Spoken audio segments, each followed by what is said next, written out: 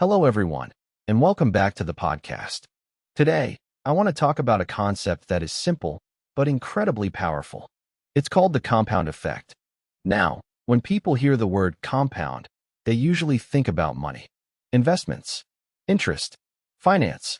But the compound effect applies to every area of your life: your habits, your skills, your health, your mindset. And once you understand how it works, you'll never look at small actions the same way again.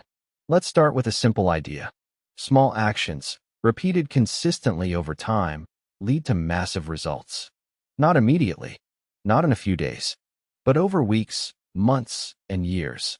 Let me give you an example. Imagine you improve just 1% every day. That sounds tiny, right? Almost meaningless. But here's what happens. That 1% improvement compounds. It builds on itself. And after 1 year, you are not just 365% better. You are exponentially better. Because growth stacks on top of growth. Now think about the opposite. If you get 1% worse every day, the result is also exponential. Small bad habits don't seem dangerous at first. Eating a little junk food, skipping a workout, procrastinating for a few minutes. But over time, these small actions add up, and they lead to big consequences. That's the double-edged nature of the compound effect. It can work for you or against you. The difference is your daily choices. Now here's the challenge. The compound effect is invisible in the short term. When you start a good habit, you don't see results immediately. You go to the gym for a week, nothing changes. You study English for a few days, you still struggle. You practice coding, you still feel confused. And because you don't see results, you feel discouraged. You think, this isn't working. So you stop. But what you don't see is what's happening underneath. Your brain is learning. Your body is adapting. Your skills are developing. It's just not visible yet. This is what many people call the valley of disappointment. The phase where effort is high, but results are low. And most people quit in this phase. But the ones who succeed keep going. And eventually, something amazing happens. They reach a point where results start to show. Suddenly, things feel easier. Progress becomes visible. Confidence grows. That's when the compound effect becomes real. But you only get there if you don't quit early. Now, let's talk about why this concept is so powerful. Because it removes the need for big, dramatic actions. You don't need to change your life overnight. You don't need to work 10 hours a day. You don't need extreme motivation. All you need is consistency. Let me give you a practical example. Let's say you want to improve your English. Instead of studying for 3 hours once a week, study for 20 minutes every day.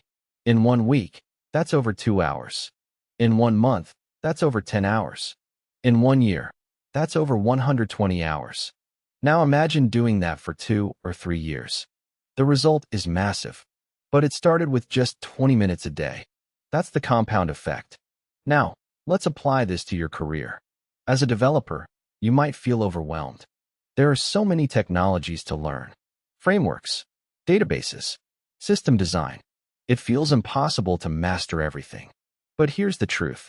You don't need to learn everything at once. If you learn just one small concept every day, you'll become incredibly strong over time. One day you learn about indexing in databases. Another day you learn about caching. Another day you practice system design. Small steps. But after 1 year, your knowledge is on a completely different level. And people will think, wow, you're so talented. But they don't see the daily effort behind it. Now let's talk about habits. Because habits are the engine of the compound effect. Every habit is a vote for the person you want to become. When you read, you vote for being a reader. When you code, you vote for being a developer. When you exercise, you vote for being healthy. And these votes add up, day by day, until one day, it becomes your identity. Now, here's an important question. How do you build habits that last? Let's break it down. First, make it obvious. Your environment should remind you of your habit. If you want to read, keep a book on your desk. If you want to code, keep your laptop ready. If you want to exercise, prepare your workout clothes. Second, make it easy. Start small. If something feels too big, you won't do it. Reduce the barrier to entry. Third, make it consistent. Same time, Same place.